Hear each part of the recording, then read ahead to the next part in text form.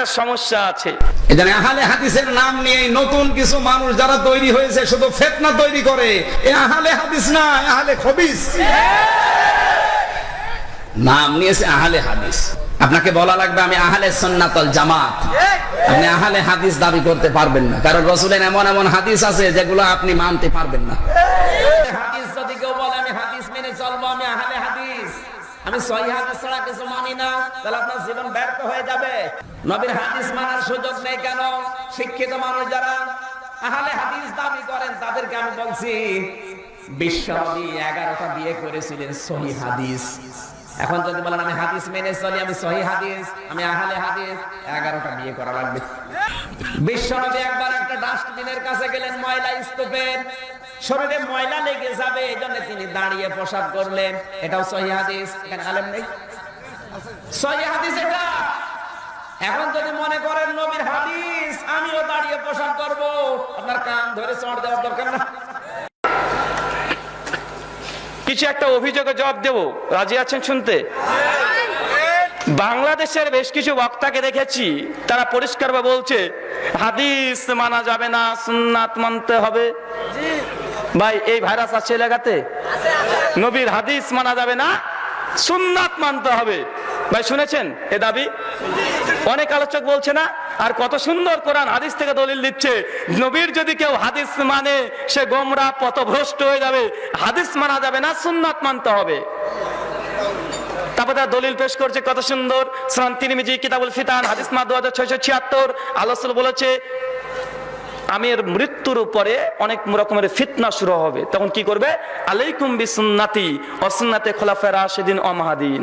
তখন তোমরা আমার সুন্নাতকে আঁকড়ে ধরো আর আমার খুলাফায়ে রাশিদিনের সুন্নাতকে আঁকড়ে ধরো। এই তো বিশ্বনবী সুন্নাত আঁকড়ে ধরতে বলেছে, হাদিসকে বলে নাই। ভাই দলিল দিচ্ছে কি দিচ্ছে না? আবার মুয়াত্তা মালিক 1584 নম্বর হাদিস, মিশকাত 186 নম্বর হাদিস, আর হাদিসুল হুজ্জাতুল ফি নাফস হাদিস নাম্বার 6 সনদ হাসান, যে আল্লাহ রাসূল বলছে তারাকতু ফিকুম আমরাইন, যে আমি তোমাদের মধ্যে দুটো জিনিস ছেড়ে গেলাম, যতদিনে দুটো জিনিসকে আঁকড়ে ধরবে তোরা পথভ্রষ্ট গোমরাহ হবে না। সেই জিনিস দুটোর নাম কি? এক কিতাব আল্লাহ, আল্লাহর কিতাব মানে আল কোরআন, ওয়া সুন্নাতে রাসূলিহি, রাসূলের সুন্নাত। ভাই দলিল দিচ্ছে কি দিচ্ছে না? মানে এখানেও বলা হচ্ছে সুন্নাত ধরো, হাদিসের কথা তো বলা নাই। তারপরে তারা বলছে যে হাদিস কি বুখারীতে থাকলে মানা যায়? বুখারী তো আছে আল্লাহ রাসূল 11টা বিবাহ করেছে, তো আহলে হাদিস তোমরা কেন করো না? ভাই বলছে কি বলছে না? যে বুখারীতে থাকলে কি হাদিস মানা যায়? তো আল্লাহ রাসূল 11টা বিবাহ করেছে, তো আহলে হাদিস তোমরা কেন করো না? আল্লাহ রাসূল দাঁড়িয়ে পেশাব করেছে, বুখারীর হাদিস, তো তোমরা দাঁড়িয়ে কেন পেশাব ফেরো না? ভাই অভিযোগ আছে না নাই? ভাই জবাব দিতে হবে। ভাই অভিযোগ যখন আছে জবাব দেওয়াই জরুরত আছে। কেন? ভাই আমাদেরকে যদি অভিযোগ করে বা আমাদের অধিকার আছে না নাই যে আমাদের বিষয়টা স্পষ্ট ক্লিয়ার করে দেওয়া? ভাই কাউকে কটু মন্তব্য করে বা আমরা কোন রকম ভাবে কারো মনে বা অন্তরে আঘাত দেওয়ার জন্য বলছি না, যেহেতু আগে থেকে তারা অভিযোগ করে গেছে, বা জবাব দেওয়ার দরকার আছে না নাই? অবশ্যই আছে। আসেন আমরা ইলমি ইসলাহি তাহকিকে আমরা একটা জবাব দেওয়ার চেষ্টা করি। আমার জবাব হচ্ছে অ্যান্টিভেনাম। উনারা যেমন বলেছে ঠিক তেমনই দেবো। যারা বলছে হাদিস মানা যাবে না, সুন্নাত মানতে হবে, তাদেরকে প্রশ্ন করেন, হুজুর হাদিস কাকে বলে? জবাব আল্লাহ রাসূলের কথা, আল্লাহ রাসূলের কাজ, আল্লাহ রাসূলের সমর্থন। বা জানেন তো হাদিস কাকে বলে? আল্লাহ রাসূলের কথা, আল্লাহ রাসূলের কাজ, আল্লাহ রাসূলের সমর্থন, এটাকে বলা হয় হাদিস। এবার প্রশ্ন করেন ওই হুজুরকে, যে হুজুর বলছে হাদিস মানতে হবে, সুন্নাত মানতে হবে, ওনাকে বলেন হুজুর সুন্নাত কাকে বলে? উনি বলবেন আল্লাহ রাসূল যে কাজ করেছেন এটাই সুন্নাত। মানে আল্লাহ রাসূলের কাজ বা কর্মটাই সুন্নাত। দাবি কি হাদিস মানা যাবে না, সুন্নাত মানতে হবে। এবার পাল্টা তাদেরকে প্রশ্নটা করে দেন, মানে টেবিলটাকে উল্টে দেন। আল্লাহ রাসূলের কাজ হচ্ছে সুন্নাত, তো আল্লাহ রাসূল 11টা বিবাহ করেছে, এটা আল্লাহ রাসূলের কাজ, তোমরা 11টা বিবাহ করো। ভাই সুন্নাত মানে কি? আল্লাহ রাসূল যে কাজ করেছেন এটা তো সুন্নাত। তো ওরা আমাদেরকে দোষ দিচ্ছে যে হাদিস হলে কি মানা যাবে? হাদিস আল্লাহ রাসূল 11টা বিবাহ করেছে, তো ভাই সুন্নাত কাকে বলে? সুন্নাত রাসূল যে কাজ করেছে, তো আল্লাহ রাসূল 11টা বিবাহ করেছে, তো এটাই তো সুন্নাত হবে নাকি? কর্মটা সুন্নাত। তো যারা বলছে সুন্নাত মানার দাবিদার, বাবা তোমরা 11টা বিবাহ করে দেখাও, আমরা পরে দেখছি। আল্লাহ রাসূলের কাজটাই সুন্নাত। রাসূল বসে দাঁড়িয়ে পেশাব ফিরেছে, সে বুখারী 223 নম্বর হাদিস। তো আল্লাহ রাসূলের কর্ম সুন্নাত, তো তোমরা আগে দাঁড়িয়ে পেশাব ফিরো। ভাই তারা যতগুলো আমাদেরকে অভিযোগ করছে ভাই সবগুলো তাদের ঘাড়ে চাপিয়ে দেন, প্রত্যেকটা তাদের ঘাড়ে চেপে যাবে। তুমি মহারাজ সাধু ইলিয়াস, আমি আর চোর বটে বেটা, তোমাদের যে যুক্তি ভাই ওই যুক্তি তাদের খণ্ডন হবে কি হবে না? সুন্নাত মানে কি? রসুল যে কাজ করেছেন ওটাই সুন্নাত। তো রসুল ওটা বিবাহ কাজ করেছে, এটা তোমরাই পালন করো, আমরা না। হুজুর আরো যুক্তি দিচ্ছে যে না হাদিস মানা যাবে না, সুন্নাত মানতে হবে। ভাই আপনাকে কয়েকটা হাদিসের কথা বলি। ভাই বিশ্বনবী কিয়ামতের আলামত তিনি ভবিষ্যৎবাণী করেছেন কি করেন নাই? এটা হাদিস না সুন্নাত? আল্লাহ রাসূলের মুখের কথা, আল্লাহ রাসূলের কথা কি হাদিস? ভাই কিয়ামতের আলামত এগুলো সুন্নাত নাকি? এগুলো কি হাদিস? তো যারা বলছে হাদিস মানা যাবে না সুন্নাত মানতে হবে, ও বেটাকে বলেন যে কিয়ামতের আলামত গুলোকে বেটা তুই অস্বীকার করে দেখ, তারপর তোর ইসলাম মুসলিম থাকে কি আমরা দেখি। ভাই বলেন তো কবরের আযাব বিশ্বনবী বলে গেছেন, এগুলো হাদিস না সুন্নাত? হাদিস। বলেন অস্বীকার করে বেটা। ভাই জান্নাতের বর্ণনা বিশ্বনবী যেগুলো দিয়েছেন হাদিস না সুন্নাত? হাদিস। অস্বীকার করে দেখো বেটা। জাহান্নামের বর্ণনা হাদিস না সুন্নাত? হাদিস। তো অস্বীকার করে দেখো। ভাই এরকম কয়েক হাজার নয়, 10 থেকে 20,000 আমরা হাদিসের কথা বলতে পারি যেগুলো হাদিস, কিন্তু এগুলো সুন্নাত নয়। যারা বলছে হাদিস মানা যাবে না সুন্নাত মানতে হবে, ভাই তাহলে এগুলোকে অস্বীকার করতে হবে কি হবে না? অবশ্যই হবে। তারা হুজুররা মনে করছে যে আহলে হাদিসরা 11টা বিবাহ করে না, হাদিস তো সহিহ। ভাই এই হাদিসের প্রতি কি আমাদের আমল নাই? আল্লাহ রাসূল 11টা বিবাহ করেছে, হাদিসের উপরে আমরা আমল করি না? করি। হুজুর একটু বোঝে না যে আমল 2 ভাগে বিভক্ত। কয় ভাগে? 2 ভাগে। একটা ইতিকাদি, একটা আমল। ভাই বলেন তো ঈমান আল্লাহ প্রতি বিশ্বাস, হাত পা দিয়ে করি না অন্তর দিয়ে করি? ফেরেশতা প্রতি বিশ্বাস, হাত পা দিয়ে করি না অন্তর দিয়ে করি? তাওয়াক্কুল আল্লাহ প্রতি ভরসা, হাত পা দিয়ে করি না অন্তর দিয়ে করি? আল্লাহকে ভয়, হাত পা দিয়ে করি না অন্তর দিয়ে করি? অন্তর দিয়ে করি মানে বোঝা গেল ইসলামের অধিকাংশ আমল যেটাকে বলা হয় আকীদা। এই আকীদা কিসের উপরে নির্ভর? অন্তর উপরে নির্ভর। তো বিশ্বনবী 11টা বিবাহ করেছে, সেই বুখারীর হাদিস। আমরা বিশ্বাস করি কি করি না? এটা বিশ্বাস করি, আমল হয়ে গেছে, হুজুর বুঝেই নাই। ভাই বিশ্বাস করলে আমল হবে কি হবে না? অবশ্যই হবে। ভাই প্রত্যেকটা আমলকে হাত পা দিয়ে করতে হয়? বা আল্লাহকে ভয় আমরা হাত পা দিয়ে করি? ফেরেশতাকে হাত পা দিয়ে আমরা করি, বিশ্বাস করি? জি না। তো কিছু কিছু ইবাদত আছে যেটা বিশ্বাস করলেই আমল হয়ে যায়। যেমন আল্লাহ রাসূল 11টা বিবাহ করেছে, সহিহ বুখারীর হাদিস দ্বারা প্রমাণিত। আমরা বিশ্বাস করি কি করি না? যে বুখারীতে হাদিস না থাকতো, যদি হাদিস যঈফ হতো, আমরা কোশ্চিন কালে বিশ্বাস করতাম না। ভাই বলুন তো আমল হলো কি হলো না? হুজুর কিন্তু বুঝে নাই। এই জন্য আমি একটা কথা বলি যে শুধুমাত্র কাঁচের ঘরে বাস করে লোহার ঘরে ঢিল ছুড়ছো, তোমার কাঁচের ঘর ভেঙে চৌচির হয়ে যাবে, তুমি কোশ্চিন কালে বুঝতেও পারবা না। অভিযোগ করছে, প্রত্যেকটা অভিযোগ তাদের ঘাড়ে আমি চাপে দিতে পারি। বা ইমাম আবু হানিফা বলে একটা কথা প্রচলিত আছে, তাদের বক্তায় বলে মিজারে শারীর প্রথম খণ্ড 50 পৃষ্ঠা, আর ফতোয়ায়ে শামী 61 পৃষ্ঠা, রুদ্দুল মুখতার প্রথম খণ্ড 362 পৃষ্ঠা।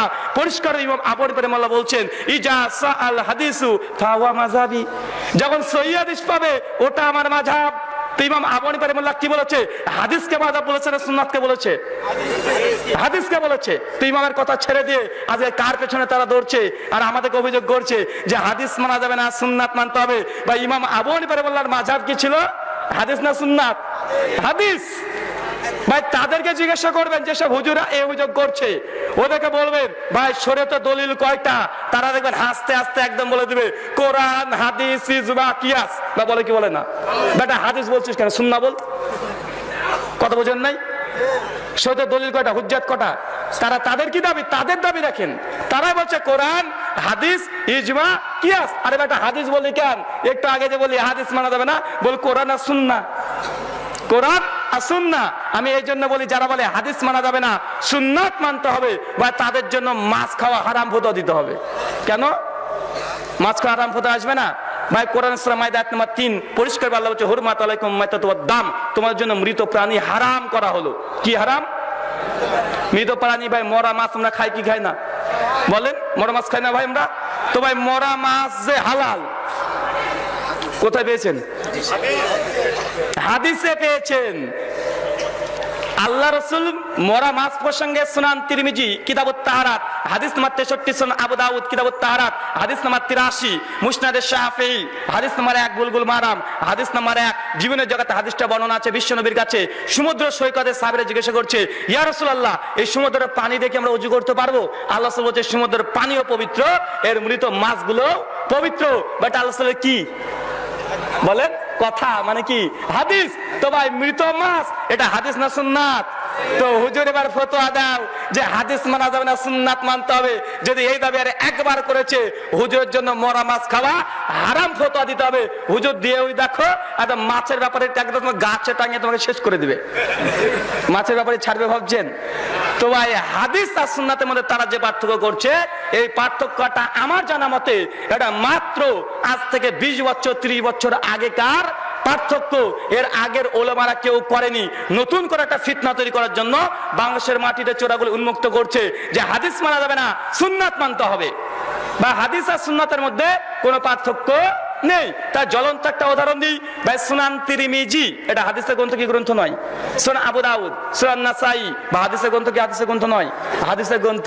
বন্ধু, সুনান তিরমিজিতে কি শুধু সুন্নাতই আছে না হাদিসও আছে? হাদিসও আছে, সুন্নাতও আছে। তো মুহাদ্দিসরা বুঝলেন না, নাম দিলেন সুনান আর নিয়ে আসছেন হাদিস। আর বেটা তুমি বলছো হাদিস আর সুন্নাতের মধ্যে পার্থক্য আছে। তো সুন্নাত আর হাদিসের মধ্যে পার্থক্য থাকলে তো সুনানের মধ্যে শুধু হাদিস মানে সুন্নাত থাকতো কি থাকতো না? থাকতো।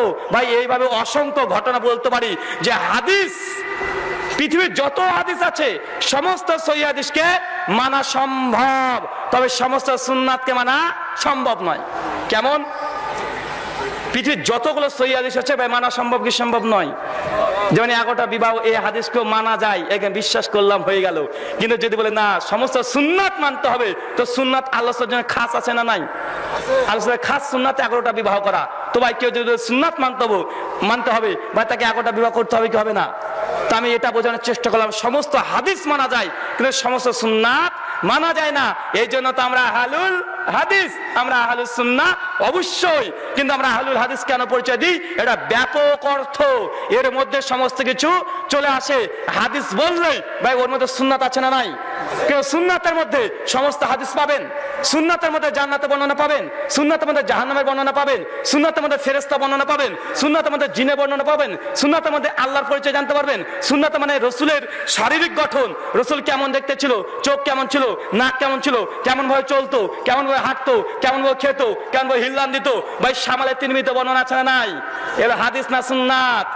ভাই কেউ যদি বলে হাদিস মানা যাবে না, সুন্নাত মানতে হবে, তো এতগুলো হাদিসের ভান্ডারকে অস্বীকার করতে হবে। আর এই ব্যক্তি থেকে বলতে হবে মুনকিরে হাদিস, এরা হাদিস অস্বীকারী।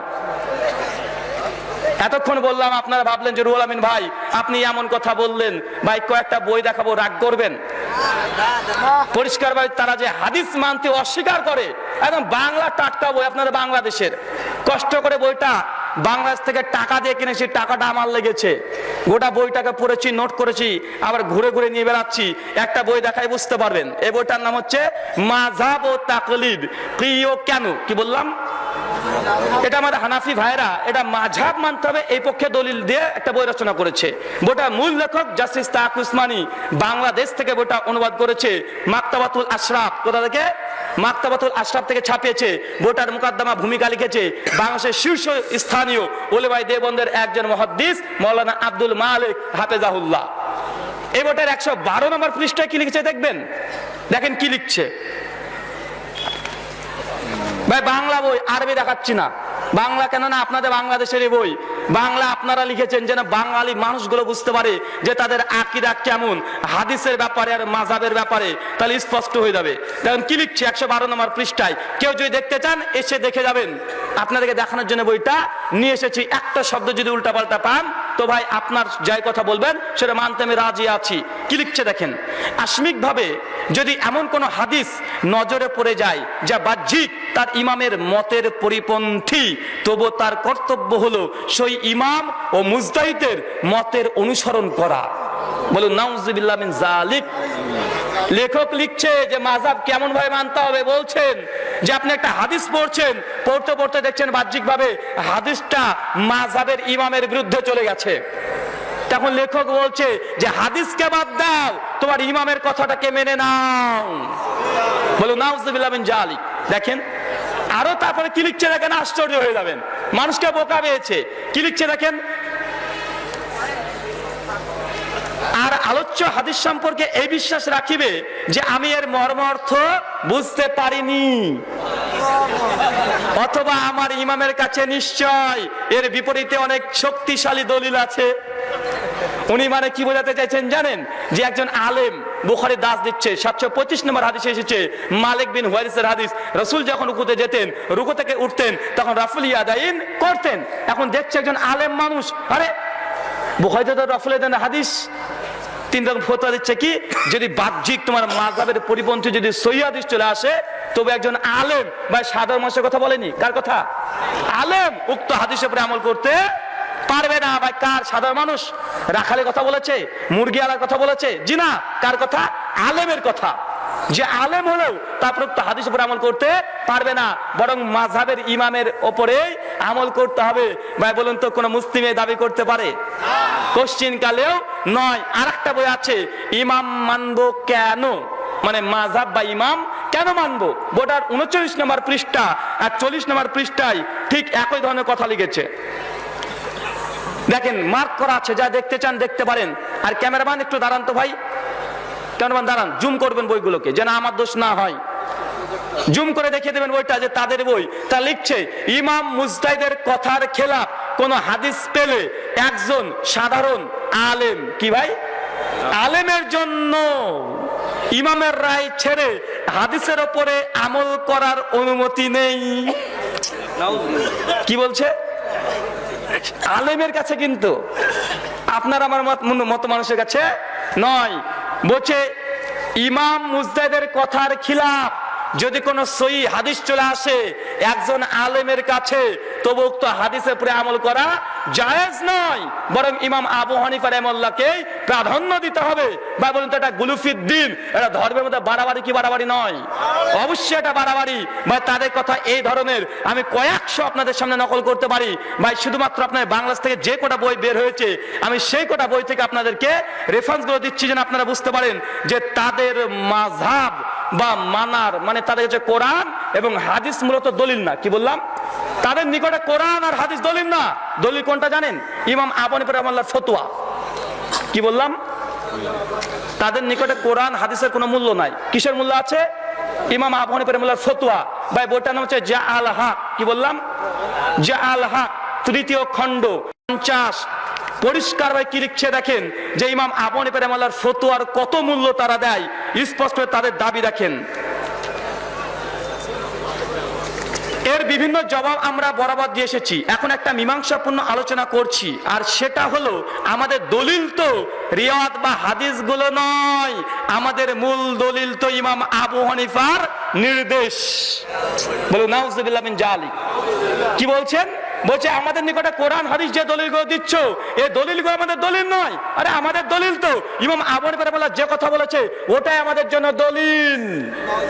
বলেন তো ভাই, তারা ইমাম আবু হানিফা রাহিমাহুল্লাহকে নিয়ে বাড়াবাড়ি করছে কি করছে না? এটা গুলুফির দিন কি দিন নয়? এটা ধর্মের মধ্যে বাড়াবাড়ি কি বাড়াবাড়ি নয়? ভাই আমরা এই জন্য বলি, মানুষ মনে করে আমরা ইমাম আবু হানিফা রাহিমাহুল্লাহর বিরুদ্ধে বলি, কোশ্চিন কালেও নয় কোন আহলে হাদিস সেই ইমাম আবু হানিফার বিরুদ্ধে কথা বলতে পারে না।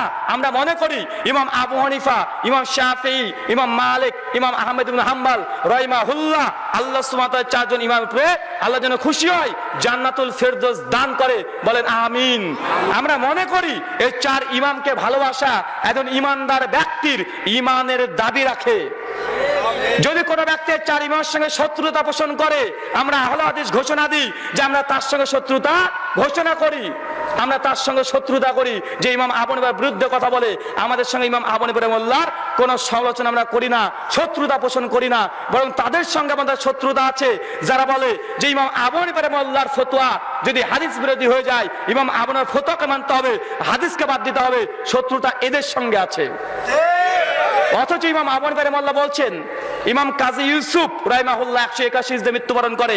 ইমাম আবু হানিফার ছাত্রের নাম কাজী ইউসুফ। তিনি বলছেন ইমাম আবু হানিফা রাহিমাহুল্লাহকে যে শাহ আপনার কোন ফতোয়া যদি কোরআনের বিরুদ্ধে চলে যায় আমরা কি করব? ইমাম আবু হানিফা রাহিমাহুল্লাহ বলছে কোরআনকে আঁকড়ে ধরো, আমার ফতোয়াকে দেওয়ালে নিক্ষেপ করো।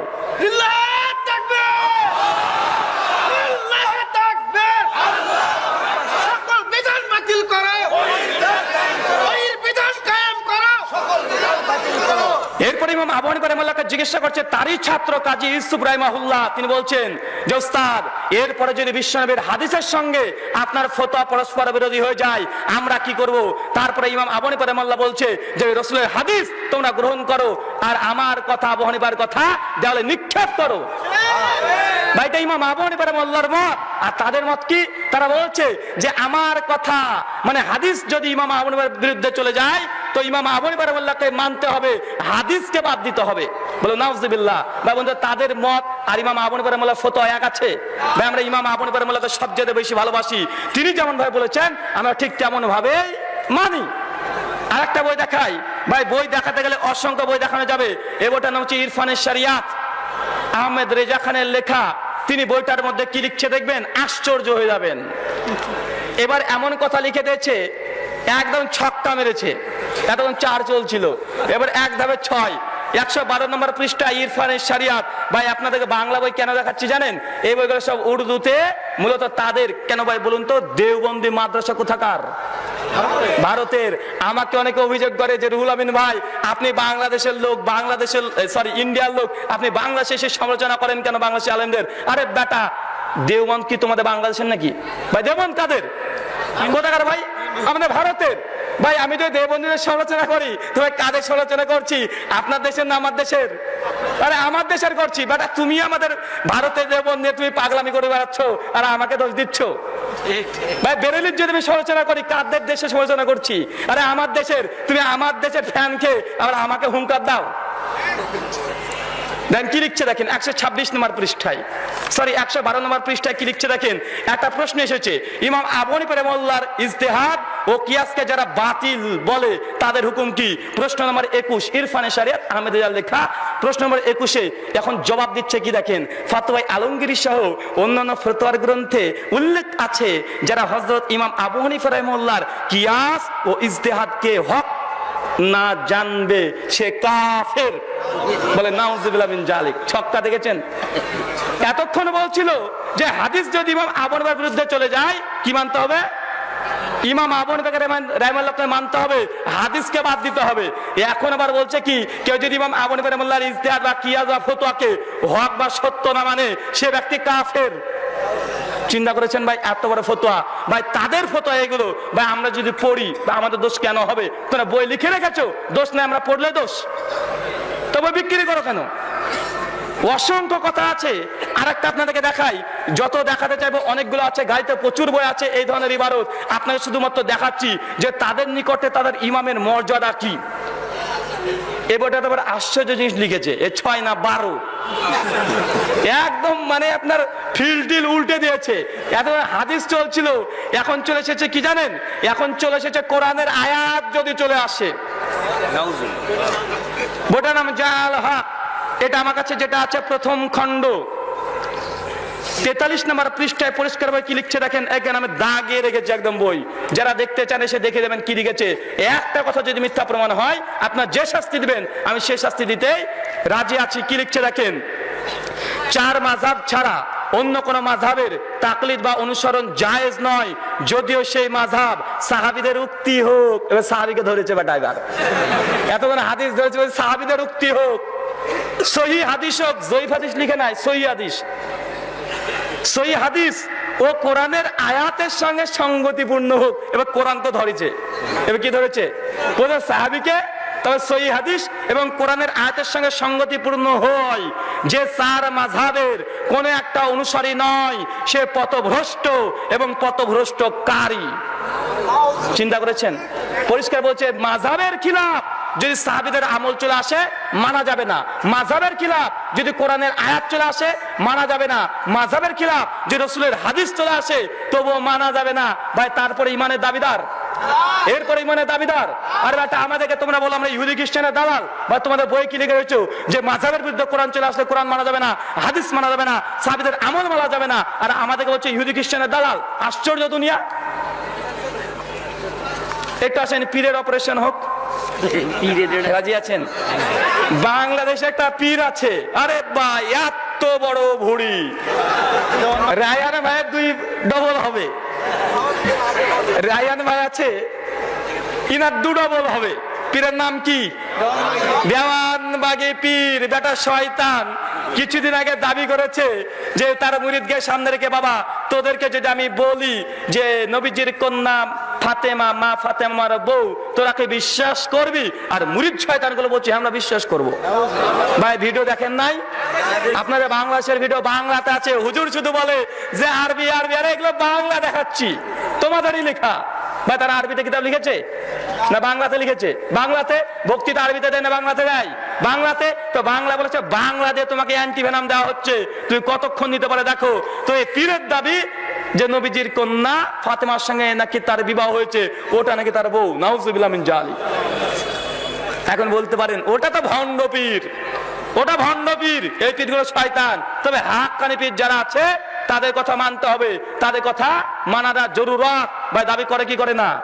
বাংলাদেশে হাক্কানি পীরের নাম কি? দেখেন আপনারা বলে দিলেন চরমোনাই পীর, বলেছেন তো নাকি ভাই? বাংলাদেশের হাক্কানি পীরের নাম কি? চরমোনাই পীর, ব্যাকেটে পাখা। আমি একটা কথা মনে মনে ভাবি যে পীর সাহেব যদি এত ক্ষমতা হয় তো ভোটে কেন জিততে পারে না? এত যদি কারামত হয় তবে ভোটে কেন জিততে পারে না? মাসে দাঁড়ে দাঁড়ে যেতে হয়। ভাই এখানে পীরের কারামতি চলে না, পীর সাহেবের ঘরের মধ্যেও কারামতি চলে না, শুধু চলে আল্লাহর কাছে আর রসুলের কাছে। কোথায়? আল্লাহর কাছে আর রসুলের কাছে। কেন? কয়েকটা ঘটনা পড়বো, রাগ করবেন। তার চরমোনাই পীর সাহেবের বইটার নাম হচ্ছে আল্লামা সৈয়দ মোহাম্মদ ইসহাক রহমাল্লাহ রচনা বলি 2য় খণ্ড। বা বইটা আমার, বইটার ঠিকানা যেখান থেকে কিনেছি দেখেন, মাহমুদ পাবলিকেশন, 38-3 বাংলা বাজার, Dhaka 1100। Phone number 71233924, mobile number 01715441557। এটা কাদের বই? ঠিকানা দিয়েছি, এটা তাদের বই। বইয়ের মধ্যে একটা ঘটনা আছে দেখেন। এবার পীর সাহেব 6-12 না, একদম 24 মেরেছে। এতক্ষণ ইমাম সাহেবদের 6 মেরেছে আর 12, এবার 24 মেরে দিয়েছে। দেখেন তাদের আকীদা, তাদের বিশ্বাস দেখেন যে পীরকে কিভাবে মানতে হবে, ইমামকে কিভাবে মানতে হবে। এর মধ্যে বইয়ের মধ্যে একটা অংশ আছে, নাম হচ্ছে আশেকে মাশুক। কি বললাম? আশেকে মাশুক। এই বইটার পৃষ্ঠা নাম্বার 35। কত? পৃষ্ঠা নাম্বার 35-এ কি লিখছে দেখেন। দেখেন দাগানো আছে। ভাই কেউ যদি চরমোনাই মুরিদ হয়ে থাকেন বা আপনার সঙ্গে আমার শত্রুতা নেই, আমার শত্রুতা আছে বই লেখকের সঙ্গে। কার সঙ্গে? বই লেখকের সঙ্গে। কেন? এই কথা যদি কেউ লেখে আর কেউ যদি বিশ্বাস করে, ভাই সে ব্যক্তি মুসলিম থাকতে পারবে কি? দেখেন আগে আপনি নিজেই বলবেন। কি লিখছে দেখেন। পীর সাহেব কেবলা যখন যে আদেশ করিবেন তাহাতে কোনো প্রকার কিলোকাল, কিলোকাল হচ্ছে ফার্সি শব্দ, মানে আপত্তি, কোন রকম কিলোকাল না করিয়া, অর্থাৎ নিরাপত্তিতে তা করিতে তাকিবেন, করিতে তাকিবেন। আরে বেটা থাকিবেন কে তাকিবেন লিখেছেন। হাফেজ রহিমাহুল্লাহ ফরমায়াছেন, কামেল পীরের আদেশ পাইলে নাপাক শারাব, শারাব মানে বোঝেন? শারাব মানে মদ। কি লিখছে? কামেল পীরের আদেশ পাইলে নাপাক মদ দ্বারাও যাই নামাজ রঙিল করিয়া তাহাতে নামাজ পড়ো। বলে নাউজুবিল্লাহ মিন জালিক। ভাই কার বই? আমার বই। এটা কার বই? হাক্কানি পীর। এটা যদি হাক্কানি পীর হয়, ভণ্ডগুলোর অবস্থা কি? ভণ্ডগুলো ধরলাম না এই জন্য, যাকে ভালো মালটাকে ধরে দেখি তার অবস্থা কি। পরিষ্কার ভাবে লিখছে যে কামেল পীরের আদেশ পাইলে নাপাক মদ দ্বারা ভাই যাই নামাজ এটাকে ভিজিয়ে রঙিল করিয়া তাহাতে নামাজ পড়ো। যদি না মানো মুরিদি টিকবে না। ভাই কার বই? আমার। ভাই এর নিচে নামবো। এরপরে কি লিখছে দেখেন আবারও। এবার লেখেন কি লিখছে। অর্থাৎ শরীয়তে কামেল পীর সাহেব যদি এমন কোন হুকুম দেন যা প্রকাশ্য তার শরীয়তের খেলাফ হয়, তবু তুমি তাহা নিরাপত্তিতে আদায় করিবে। বলো নাউজুবিল্লাহ মিন জালিক। পীর সাহেব তার মুরিদকে বলতে যাচ্ছে যে পীর যদি তোমাকে এমন কোন নসিহা করে, এমন কোন আদেশ করে যেটা দেখছো এটা শরীয়তের প্রকাশ্য বিরোধী, তারপরেও তুমি সেটা পরে আমল করবে, যদি না করো তোমার মুরিদি টিকবে না। এরপরে লিখতে লিখতে শেষ পর্যন্ত লিখছে যে কোনো পীর যদি বলে যে অমুক মেয়েটার সঙ্গে জেনা করো, তোমাকে জেনা করতে হবে। চিন্তা করেন বেশ চাকরাগুলো সব জায়েজ হয়ে গেছে। এবার খারাপ ভাষাটা বললাম না, যে তাদের এই ফতোয়াতে বা বলুন তো শরীয়তের বিরোধী যদি কোনো ফতোয়া থাকে তারা বলছে মানতে হবে। বা এটা কোনো মুসলিম বলতে পারে? বা এটা কোন পীরের কথা? এটা হাক্কানি পীর, এটা ভণ্ড পীরের কথা বলছি না। ভাই আশ্চর্য হয়ে যাবেন, গোটা বই থেকে যদি এমন দলিল পেশ করতে শুরু করি, একাধিক বই, ভাই তারা আমাদেরকে ইহুদি খ্রিস্টানের দালাল বলছে কি বলছে না? বলে না ভাই আমাদেরকে বলছে ইহুদি খ্রিস্টানের দালাল। ভাই এটার জবাব দেওয়ার দরকার আছে না নাই? জবাব দেবো, আর দুটো জবাব দিব, তারপরে ইনশাআল্লাহ প্রশ্ন উত্তরের মধ্যে চলে যাব। মানুষ যে ধর্ম নিয়ে বাড়াবাড়ি করছে, আর ভাই তাদের মধ্যে যেগুলো আছে আমাদেরকে দেয়, ভাই একটা অভিযোগ আমাদেরকে বলে ওয়াহাবি। কি বলে? বলে কি বলে না? আসেন ওয়াহাবি কারা একটু আমরা দেখি। ওয়াহাবি কেন বলা হয় জানেন? 1703 খ্রিস্টাব্দে 1115 হিজরি একজন ব্যক্তি সৌদি আরবে জন্মগ্রহণ করে, তার নাম হচ্ছে মোহাম্মদ ইবনু আব্দুল ওয়াহাব। তিনি নাজাদে জন্মগ্রহণ করে, তার জন্য বলা হয় নাজদি। কথা বুঝতে পারছেন? মোহাম্মদ ইবনু আব্দুল ওয়াহাব 1703 খ্রিস্টাব্দ 1115 হিজরিতে জন্মগ্রহণ করে। কোথায়? সৌদি আরবে, নাজাদ একটা জায়গাতে। সেই সময় সৌদি আরবে আজ থেকে 300 বছর আগে মানুষ শিরক আর বিদআতের মধ্যে নিমজ্জিত ছিল। মানুষ সেই সময় বিভিন্ন কবর মাজার তৈরি করেছিল। ভারত, বাংলাদেশ, পাকিস্তান যেমন কবর পূজা চলছে এখন, ঠিক সৌদি আরবে 300 বছর আগে এই দৃশ্য ছিল। আল্লাহ সুবহানাহু ওয়া তাআলা যখন এই মুহাম্মদ ইবনে আব্দুল ওয়াহাবকে পৃথিবীতে পাঠান, তারপর তিনি তৌহিদের বোম বাস্ট করে যত মানুষ আছে প্রত্যেকটা মানুষকে তৌহিদের দাওয়াত দিতে থাকে, আর যতগুলো উঁচু কবর মাজার ছিল সবগুলোকে ভেঙে চৌচির করে দিয়েছিল। ভাই যে ভেঙে চৌচির করেছিল তার নাম কি? মুহাম্মদ ইবনে আব্দুল ওয়াহাব। তার জন্য ভারত, বাংলাদেশ, পাকিস্তানে যেসব আলেম ওলেমারা কবর এবং মাজারের বিরুদ্ধে কথা বলে, আমাদেরকে এই জন্য ওয়াহাবি বলে। কথা বোঝাতে পারিনি কেন বলে ওয়াহাবি? যেহেতু ওই যে আব্দুল ওয়াহাব নাজদি ও কবর মাজার ভেঙেছিল, আর আমরাও বাংলাদেশে, ভারতে, পাকিস্তানে কবর মাজারের বিরুদ্ধে বলি, এর জন্য ওই ব্যক্তির নামের সঙ্গে নিসবাত করে আমাদেরকে কি বলা হয়? ওয়াহাবি। এবার আসেন একটা অ্যান্টিভেনাম জবাব। ভাই আমাদেরকে যে ওয়াহাবি বলছে, ভাই ওই ব্যক্তির নাম কি ছিল? মোহাম্মদ ইবনু আব্দুল ওয়াহাব। ভাই আপনাদের মধ্যে কারা লাদেনকে দেখেছেন? একটু হাত তোলেন তো। ছবিতে কারা দেখেছেন? হাত তোলেন। ছবিতে আপনারা দেখেছেন? ভাই আপনারা যারা বলছেন লাদেনকে দেখেছেন, লাদেনকে কেউ দেখেননি। যাকে দেখেছেন ওর নাম ওসামা। ওর সম্পূর্ণ নাম কি? Osama bin Laden. তো ভাই যার ছবি দেখেছেন তার নাম কি? তার নাম ওসামা। লাদেনকে, লাদেন হচ্ছে বাপ। ভাই ওর বাপকে দেখেছেন? আর একটু সহজ করে দিই, আব্দুর রাজ্জাক বিন ইউসুফ, বা যিনি বক্তৃতা দেন ওর নাম কি? আব্দুর রাজ্জাক বিন ইউসুফ কে? ওর বাবা। ভাই ওর বাবাকে দেখেছেন কেউ? যিনি বক্তৃতা দেয় তার নাম কি? আব্দুর রাজ্জাক। তো ওই যে কবর মাজার ভেঙেছে তার নাম কি? মোহাম্মদ ইবনু আব্দুল ওয়াহাব। তো কবর মাজার কে ভেঙেছে? মোহাম্মদ, মানে ছেলে ভেঙেছে কবর মাজার। তো নামের উপরে ভিত্তি করে যে লকাব লাগাতে হয়, তো ভাই এখন ভারত, বাংলাদেশ, পাকিস্তানে যারা এত ভূতকে টেনে বের করেছি, বেটা তুমি আমাদেরকে 300 বছর ধরে ওহাবি ওহাবি বলছো, বেটা আমরা তাহলে মোহাম্মদি, আমরা তোমাদের রাসূল অনুযায়ী আমরা ওহাবি নই। এবার ওহাবি কারা দেখবেন? ওহাবি কারা আসেন একটু অ্যান্টিভেনাম আবারও জবাব দিই। তারা জীবনে লিখেছে মোহাম্মদ ইবনে আব্দুল ওয়াহাব, যে মোহাম্মদ যিনি ছেলে তিনি কবর মাজারের বিরুদ্ধে ছিলেন, কবর মাজারকে ভেঙে চৌচির করেছিলেন। আর তার বাপ তিনি হচ্ছেন ওয়াহাব, ইনি কবর মাজারের পক্ষে ছিলেন। ভাই কে পক্ষে ছিল কবর মাজারের? ওয়াহাব। তার জন্য ওয়াহাব তার ছেলে মোহাম্মদকে ত্যায্য পুত্র করেছে।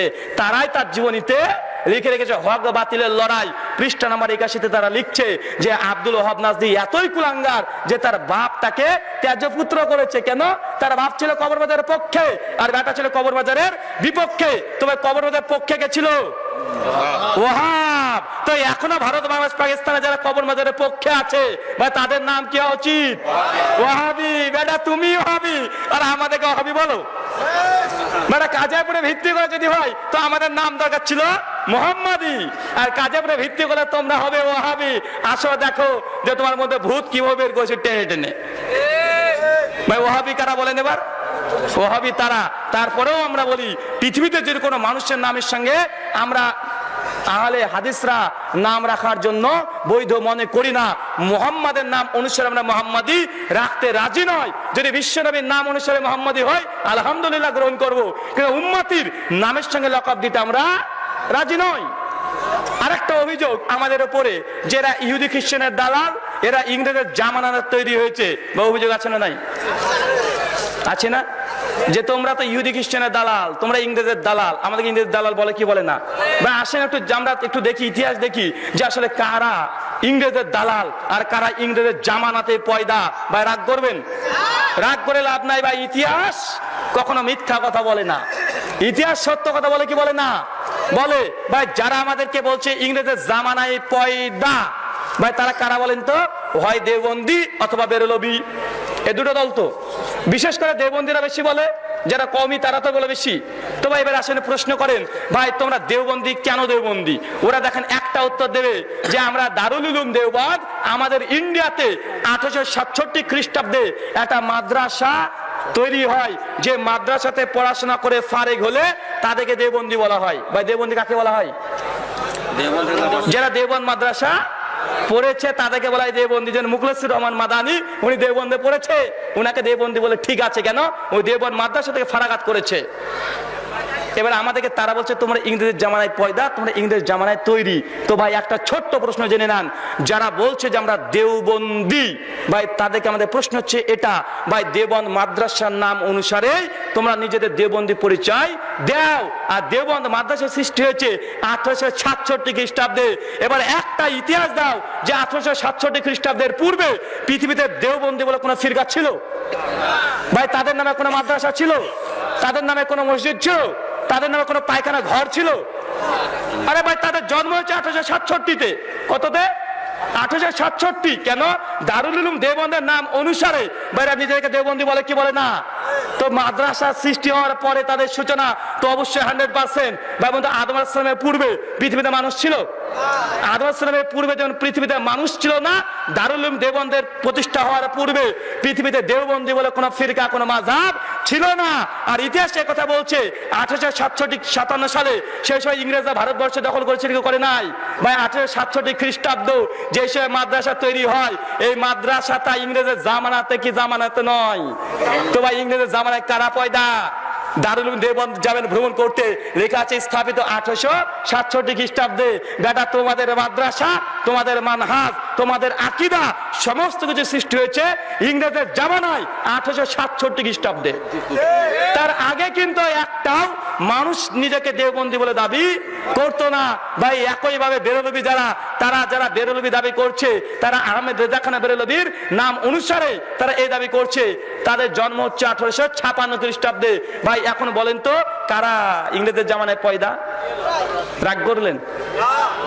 ভাই সত্য কথা বললে একটু তিতো লাগে। মানুষ মনে করে সত্য কথা বললে তিতো লাগতেই পারে। তো ভাই হক কথা আমাদেরকে বলতেই হবে। এই জন্য আমরা বললাম, কেন অভিযোগ এসেছে, বারবার একই অভিযোগ করে যে আমরা নাকি শুধুমাত্র ইংরেজের দালাল, আমরা নাকি ইংরেজ জামানায় পয়দা। ভাই কারা পয়দা হলো? ভাই এর মধ্যে কোনো মিথ্যা কথাকে প্রমাণ করতে পারবে? কোন মায়ের বেটা নাই যে তারা প্রমাণ করবে যে দারুল উলুম দেওবন্দের প্রতিষ্ঠিত হওয়ার আগে তারা ছিল? ভাই থাকা সম্ভব? আদমের পূর্বে মানুষ থাকা সম্ভব না। ঠিক দেওবন্দ মাদ্রাসা প্রতিষ্ঠার পূর্বে দেওবন্দ বলে কোনো ফিরকা, কোনো দল থাকাটা সম্ভব নয়। এটা জ্বলন্ত স্পষ্ট প্রমাণ। ভাই এর চাইতে বড় প্রমাণ লাগে? ভাই বন্ধু তারা যেগুলো আমাদের প্রতি অভিযোগ করছে এগুলো বাড়াবাড়ি কি বাড়াবাড়ি নয়? ভাই তাদের পীরকে নিয়ে তাদের বাড়াবাড়ি। যে পীর যদি কোনো হারাম ফতোয়া দেয় সেটা মানতে বাধ্য। তাদের ইমাম প্রসঙ্গে তাদের ফতোয়া যে ইমাম আবু হানিফা রাহিমাহুল্লাহর বিরুদ্ধে যদি হাদিস চলে আসে, কোরআনের আয়াত চলে আসে, তবে সেটাও মানা যাবে না। ভাই এগুলো কোনো মুসলিমরা দাবি করতে পারে? কোশ্চিন কালেও নয়। মহান সত্য আল্লাহর কাছে দোয়া প্রার্থনা, আল্লাহ সুবহানাহু ওয়া তাআলা তোমাদের প্রত্যেককে হকগুলো জানা, বোঝা এবং আমল করা তৌফিক দান করো। আল্লাহুম্মা আমিন। এখন যদি কেউ মনে করেন যে আমরা যে কথাগুলো বা তথ্যগুলো দিচ্ছি ভুল, আপনারা সরাসরি আসতে পারেন, আমাদের যে বইগুলো চাইতে পারেন, ইনশাআল্লাহ আপনাকে বই দেওয়া হবে। যদি ভুল প্রমাণ হয় আপনি যে সাজা দিবেন সে সাজা নিতে আমরা বাধ্য। জি, প্রশ্ন তো শুরু করেন। বুড়ো যখন বলেন স্টেজে আছে গাড়িতেও আছে। আচ্ছা, বিশেষ একটা ঘোষণা আছে। আমার লেখা বাংলাদেশ থেকে 6খানা বই বের হয়েছে। এক, রাফুল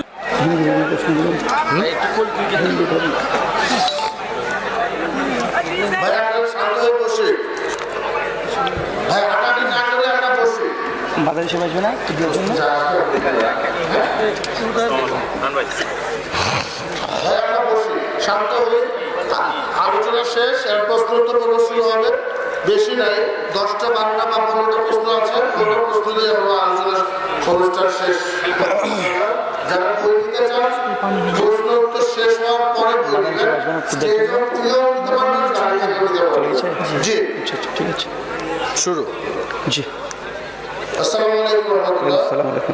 সুন্নাত নামাজগুলো না পড়লে কি গুনাহ হবে? অর্থাৎ নামাজে শুধু ওয়ালাইকুম আসসালাম ওয়া রাহমাতুল্লাহি ওয়া বারাকাতুহু। ভাই প্রশ্ন করেছেন যে সুন্নাত সালাত যদি কেউ পরিত্যাগ করে ছেড়ে দাও তাহলে কি গুনাহ হবে? সহিহ মুসলিম কিতাবুল ঈমান হাদিস নাম্বার 15 18 20 আল্লাহ মুহাম্মদ সাল্লাল্লাহু আলাইহি ওয়াসাল্লামকে চাইতেন সাহাবী, অপরিচিত একটা সাহাবী, তার নাম আসে নাই। আচ্ছা, এসে বলছে ইয়া রাসূলুল্লাহ জান্নাত যেতে চাই। কোথায় ভাই? জান্নাত। আল্লাহ রাসূল বলছেন যে তোমরা আল্লাহর সঙ্গে আল্লাহর ইবাদত করবে, কারোর সঙ্গে শিরিক করবে না, প্রতিদিন 5 ওয়াক্ত সালাত আদায় করবে, রমজানের সিয়াম তথা রোজা পালন করবে, সামর্থ্য থাকলে যাকাত দিবে, সামর্থ্য থাকলে হজ করবে, হালাল গ্রহণ করবে, হারামকে বর্জন করবে। এই 7টা নসিহত বিশ্বনবী করে দিয়েছেন।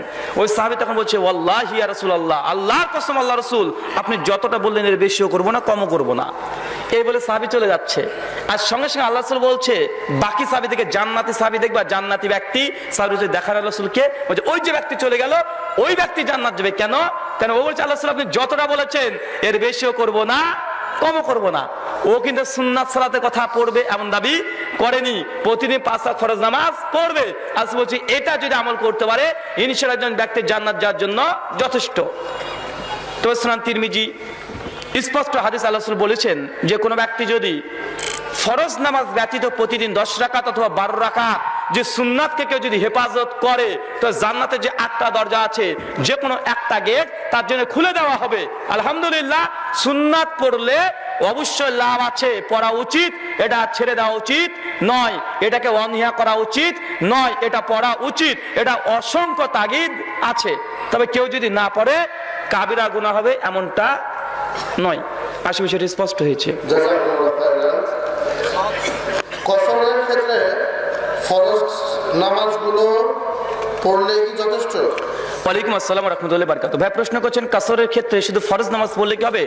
ভাই কসরের ক্ষেত্রে শুধু ফরজ নামাজ যদি পড়েন, সুন্নাত যদি ছেড়ে দেন কোনো আপত্তি নাই, আর এটা সমস্ত উলেমাই একমত। কসরের জন্য আল্লাহ সুন্নাহর পক্ষ থেকে এটাকে সংক্ষিপ্ত করা হয়েছে যে সুন্নাত বাদ দিয়ে আপনি শুধুমাত্র ফরজ নামাজ পড়বেন, ইনশাআল্লাহ আদায় হয়ে যাবে। এই বিষয়ে বিস্তারিত জানার জন্য আশাদুল আল গালিব স্যারের একটা বই আছে সালাতুর রাসূল, কসর একটা অধ্যায় আছে, দেখেন অনেকগুলো দলিল প্রমাণ নিয়ে এসে আলোচনা করেছে। জি, বিধর্মীদের সাথে একই গ্লাসে পানি খাওয়া যাবে কি? বিধর্মীদের সঙ্গে একই গ্লাসে পানি খাওয়া যাবে কি? ওয়ালাইকুম আসসালাম ওয়া রাহমাতুল্লাহি ওয়া বারাকাতুহু। ভাই বলছেন যে বেধর্মীদের সঙ্গে একই গ্লাসে পানি পান করা যাবে কি যাবে না? ভাই বেধর্মীদের অন্তরটা নাপাক অপবিত্র, তার মানে এই নয় যে তারা কোনো জায়গাতে স্পর্শ করলে সেটা নাপাক হয়ে যাবে, হবে নাকি? আল্লাহ রাসূল অমুসলিমদের বাড়িতে খেয়েছেন কি খায় নাই? বা ইহুদির বাড়িতে বিশ্বনবী খেয়েছেন কি খায় নাই? ওই যে মেয়েটা দাওয়াত দিয়েছিল আর মাংসের মধ্যে রাং ঢুকে দিয়েছিল, বিশ্বনবী খেয়েছেন কি খায় নাই? অবশ্যই অমুসলিমদের বাড়িতে কোনো দাওয়াত যদি দেয় দাওয়াত খাওয়া যাবে, তবে শর্ত একটা, সে দাওয়াত যেন ধর্মীয় কোনো দাওয়াত না হয়। কি দাওয়াত? যদি বলে দুর্গা পুজোর জন্য আসো খেয়ে যাও, খেতে পারবেন না। যদি কালী পূজার দাওয়াত, পারবেন না। কোন দাওয়াত খেতে পারবেন? যে সামাজিক দাওয়াত, যে ভাই আমার মেয়েটার বিবাহ হয়েছে তো দাওয়াত দিলাম তোমাকে, এই দাওয়াত খেতে যেতে পারবেন, কিন্তু কোনো ধর্মীয় অনুষ্ঠানে অমুসলিমদের সঙ্গে খাওয়া দাওয়া করতে পারবেন না। জি, জাযাকাল্লাহ। একা একা সালাতের ক্ষেত্রে ইকামত কি জোরে দিতে হবে না? ওয়ালাইকুম আসসালাম ওয়া রাহমাতুল্লাহি ওয়া বারাকাতুহু। ভাই প্রশ্ন করছেন যখন একাকী সালাত আদায় করবেন সেই সময়তে ইকামত জোরে দিবেন না আস্তে দিবেন? ভাই ইকামতটা মানুষকে আহ্বান করার জন্য, মনে মনে দিলে মানুষের হবে, সুন্নাত আদায় হবে। আপনি সশব্দে বলবেন, খুব জোরে উচ্চ স্বরে বলার দরকার নেই, আর যদি বলেন কোনো সমস্যা নেই। তবে মনে মনে ইকামত নয়, কেন ইকামত মানুষকে আহ্বান করা, হাইয়া আলাস সালাহ, মানে নামাজের জন্য এসো। মনে মনে বললে কি ফেরেশতা আসবে না আপনার সঙ্গে শুধু? জি, আসসালামু আলাইকুম ওয়া রাহমাতুল্লাহ। মসজিদে মহিলারা ঈদের নামাজ পড়তে পারবে কি? ওয়ালাইকুম আসসালাম ওয়া রাহমাতুল্লাহি ওয়া বারাকাতুহু। ভাই প্রশ্ন করছেন মহিলারা মসজিদে গিয়ে সালাত আদায় করতে পারবে কি পারবে না? সহিহ বুখারী কিতাবুস সালাত হাদিস নম্বর 866 থেকে পরপর 8খানা হাদিস ইমাম বুখারী রাহিমাহুল্লাহ নকল করেছেন, যে বলছে আল্লাহর কোন বান্দী যদি মসজিদ আসতে চায় তাকে বাধা দিও না।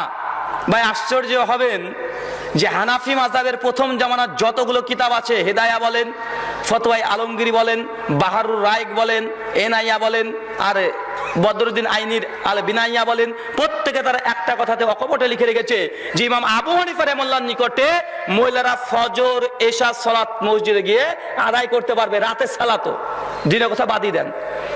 হেদায়া দেখবেন বাংলাদেশ থেকে ছাপিয়েছে 79 নম্বর পৃষ্ঠা, পরিষ্কারভাবে লিখেছে যে ইমাম আবু হানিফা রাহিমাহুল্লাহ, ইমাম মুহাম্মদ, ইমাম ইউসুফ, তাদের তিনজনের মত